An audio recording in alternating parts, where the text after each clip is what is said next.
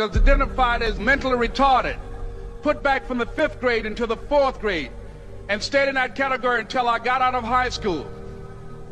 I don't have any college training, but I met a high school teacher who one day changed my life. I was waiting on another student, and when he came in, he said to me, "Young man, go to the board and write what I'm about to tell you."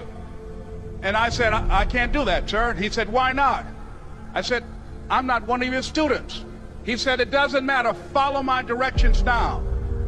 I said, "I can't do that, sir." He said, "Why not?" I said, "Because I'm educable mentally retarded." And he came from behind his desk and he looked at me. He said, "Don't ever say that again. Someone's opinion of you does not have to become your reality." And as he talked, my heart began to beat fast. Tears began to run down my eyes, and I was in the back just listening to him, because the speech he was giving, that speech was for me. And he said, "Les Brown," he said, "if you want to do anything worthwhile in life, you've got to be hungry." I told Mr. Washington I wanted to become a disc jockey. And so I started working to develop myself. He said, "I want you to practice every day being a disc jockey." I said, "But I don't have any job now." He said, "It doesn't matter." He said that it's better to be prepared for an opportunity and not have one than to have an opportunity and not be prepared.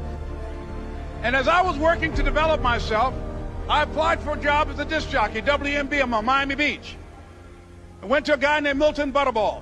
I said, "How you doing, Mr. Butterball? I'd like to get a job as a disc jockey." He looked at me, he said, "You have any broadcast background?" I said, "No, sir, I don't." "You have any journalism background?" I said, "No, sir, I don't." He said, "We don't have any jobs available." I said, "Yes, sir."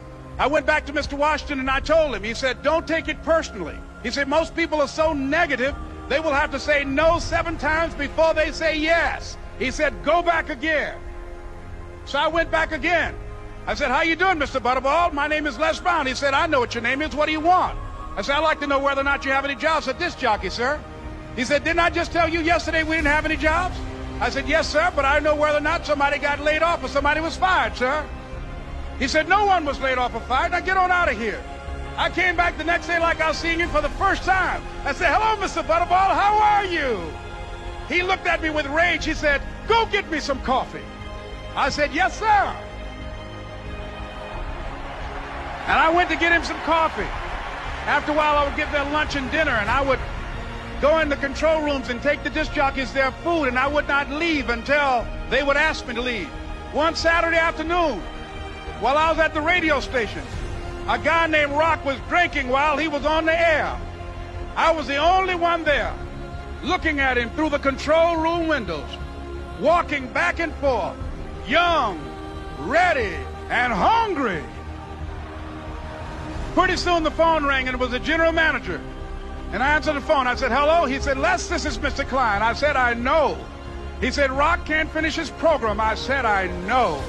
He said, "Would you call one of the other DJs in?" I said, "Yes, sir." I hung the phone up. I said, "Now he must think I'm crazy." I called my mom and my girlfriend, Cassandra. I said, "Y'all turn up the radio and come out on the front porch. I'm about to come on the air." I waited for about 20 minutes, and I called him back. I said, "Mr. Klein, I can't find nobody." He said, "Young boy, do you know how to work the controls?" I said, "Yes, sir." He said, "Go in there and don't say nothing here." I said, "Yes, sir." I couldn't wait to get behind those controls. I put on an old Stevie Wonder record called Fingertips. I sat down behind that turntable. I said, "Look out, this is me, LB Triple P, Les Brown, your platter playing papa. There were none before me, and there will be none after me. Therefore, that makes me the one and only. Young and single and love to mingle, certified, bona fide, indubitably qualified to bring you satisfaction, a whole lot of action. Look out, baby, I'm your love man." I was hungry. I was hungry. You got to be hungry. Begin to know that you have greatness within you. And if just one of you here begin to envision yourselves as being blessed and highly favored to reach your goals, if just one of you capture the essence of what that means, that you have greatness within you and a responsibility to manifest that greatness, that you can make your parents proud, you can make your school proud, you can touch millions of people's lives And the world will never be the same again because you came this way. It was hard, ladies and gentlemen, coming to speak to people. And I was facing financial difficulties in my own life. I was behind on my bills and my dreams, and I'm saying to them, you can live your dream. It was hard, ladies and gentlemen. It was very difficult to pick myself up each day believing that I could do it. There were times that I doubted myself.